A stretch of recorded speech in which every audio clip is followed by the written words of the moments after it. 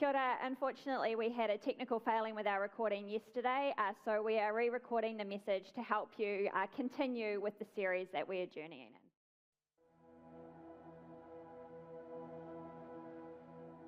Chapter 2, A Very Bad Day, Genesis 3. Never trust a snake. Sometime after the beginning that began so well, everything began to fall apart. It all started one day when a snake slithered up to Eve. Did God actually say? That's what that devilish snake whispered to the woman. See, God had put a special tree in the middle of the garden. It was a testing tree, an off-limits tree. It was called the tree of the knowledge of good and evil, and God told Adam not to eat of it. The problem wasn't knowledge itself. God wanted the man and the woman to learn and grow and do good things in the world. The problem was thinking that we get to decide what is right and wrong. That's what the tree stood for, God's authority to call the shots. But that's what Satan hates about God. And it turns out that's what a lot of people hate about God too. We like to do things our way. We like to be the boss of ourselves. We like to be the boss of other people. We even like to be the boss of God. So Eve doubted God and believed the serpent. She thought the devil was on her side and God was against her. She thought the snake was sweet and God's commands were bitter. But when Adam and Eve ate the fruit from the off-limits tree, they quickly learned that it never pays to go against God's way. Because of Adam's one sin, sin and all its messes came into the world for everyone. Life would be hard from then on. The ground would be hard, work would be hard, marriage would be hard, having babies would be hard, and death would be really hard. What a rotten day, the second worst day in the history of the world. And yet, before you close this book and crawl under your covers and cry, you need to know that just as all the bad things began to happen, God's promise was beginning too. He promised that one day there would be a snake crusher to flatten that slimy serpent and save his sinful people. A war was about to begin, but God had already guaranteed that because of a great one to come, the good guys would win.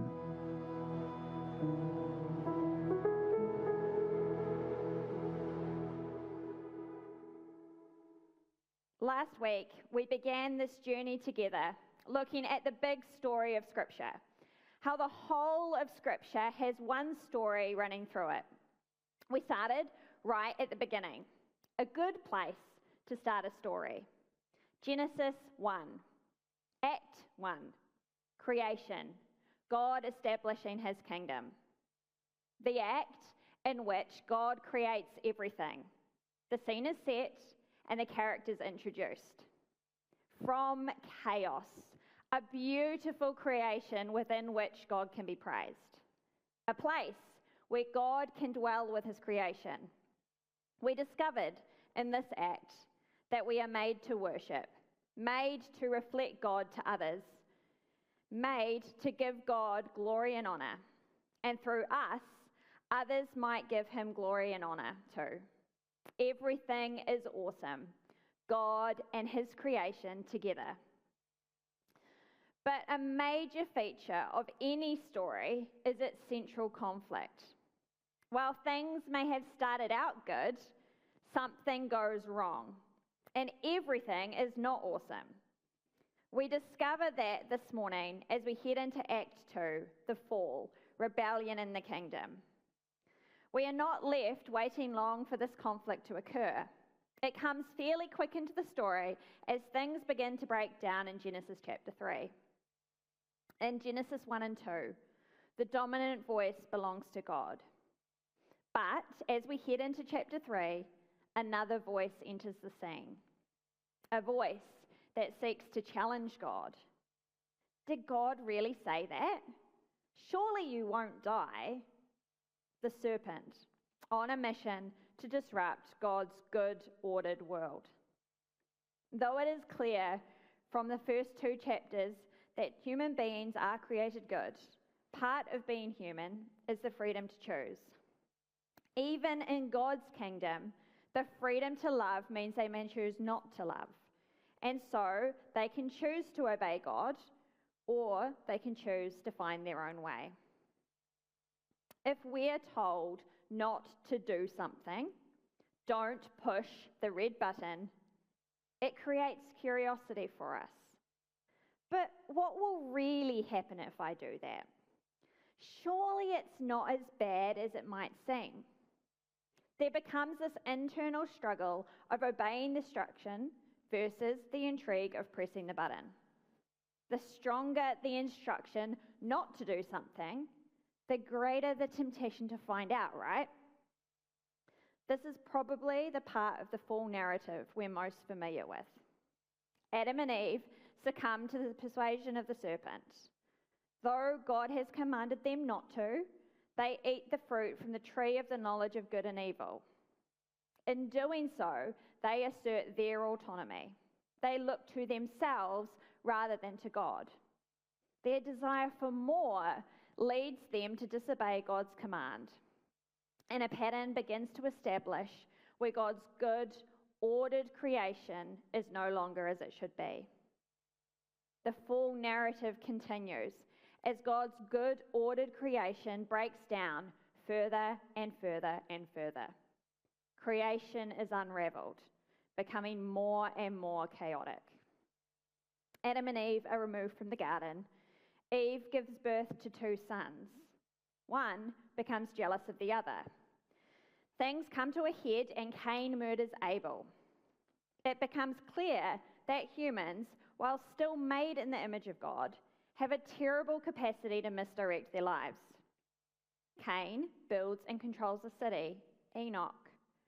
And while a city could, in itself, be a good outworking of the mandate to develop God's creation, it begins with a man who has already shown contempt for God's rule. God is grieved. Things have got so bad that God sends a great flood, but God chooses one family through whom he will restore his purpose to bless the nations. Noah, a new Adam. But even after the flood and a repopulated land through the family of Noah, there is further breakdown. From Noah's 3 sons, nations emerge. But this great expansion again has a negative side to it, leading us to Babel, a monumental communal attempt to wrestle autonomy from God once more. Humans, who are meant to rule creation as partners with their Creator God, join instead with a mission against him. We pick up at the story of the Tower of Babel in Genesis 11. Now the whole world had one language and a common speech. As people moved eastward, they found a plain in Shinar and settled there. They said to each other, "Come, let's make bricks and bake them thoroughly." They used brick instead of stone and tar for mortar. Then they said, "Come, let us build ourselves a city with a tower that reaches to the heavens, so that we may make a name for ourselves. Otherwise, we will be scattered over the face of the whole earth." But the Lord came down to see the city and the tower the people were building. The Lord said, "If, as one people speaking the same language, they have begun to do this, then nothing they plan to do will be impossible for them. Come, let us go down and confuse their language, so they will not understand each other." So the Lord scattered them from there over all the earth, and they stopped building the city. That is why it was called Babel, because there the Lord confused the language of the whole world. From there, the Lord scattered them over the face of the whole earth. Genesis 11 tells us of Babel, the name hinting at what this city and tower have in mind. Babel means gate of God.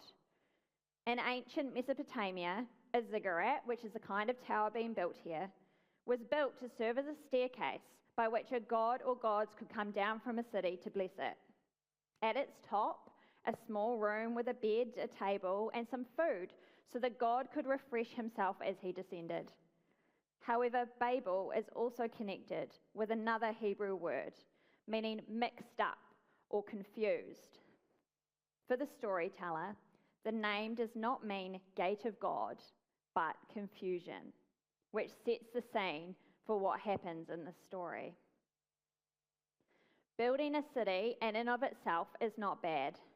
It's part of normal development in God's world. It's a way of the expansion of God's creation. The conflict with cities comes when the why is in the wrong place, when the why is misdirected. And as we see in Genesis 11, it's seriously misdirected. The people are building the city and the tower to make a name for themselves, to show themselves to be great, to bring glory and honor to themselves. Like that initial act in the garden, they seek to assert their human autonomy. They will decide for themselves what is best. They think they can even rise up and claim the place of God. God has given them a mandate to spread over the whole earth, and it's God's plan to have a unified humanity. But the people of Babel are choosing to control their environment and protect themselves.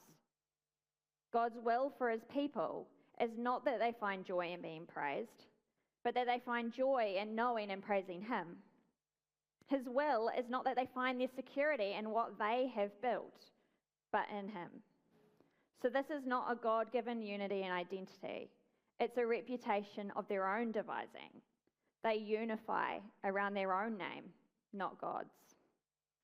In building this tower, they arrogantly challenge God to come down and bless their endeavor, not his. The people are focused on their achievement, their status, and their self-reliance. They have become disconnected from God's plan. God does indeed come down to see what these builders are up to.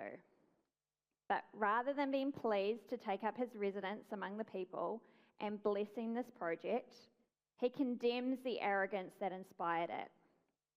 With this city and tower, the people have sought a false identity.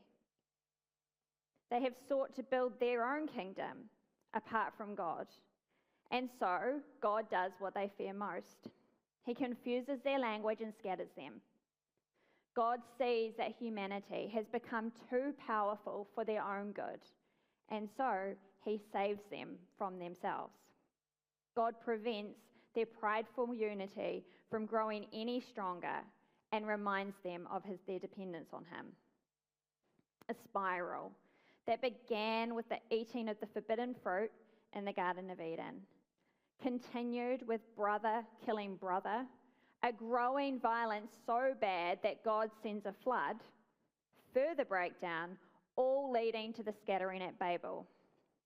Each time, things felt as bad as they could get, but another decision is made, and things get worse, and over, humanity chose their way and not God's.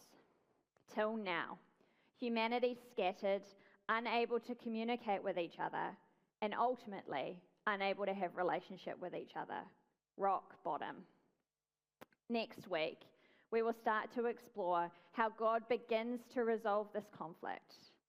But today we sit here, a once good creation, living with God's presence, fallen further and further and further, now scattered and unable to communicate with each other. Things could seem bleak and without hope, but God doesn't ever give up on his once good creation. There is no narrative in this story of God calling it quits. No, I might just head off now and leave them to it, or let's destroy this and start from scratch. No, God never leaves his creation. God keeps working to save and restore his creation. Despite all these failures and human attempts to go their own way, God's plan for redemption begins to unfold, setting the stage for what is to come. In the story of the Tower of Babel, we see humanity trying to build a kingdom for themselves, seeking to make a name for themselves rather than God's plan.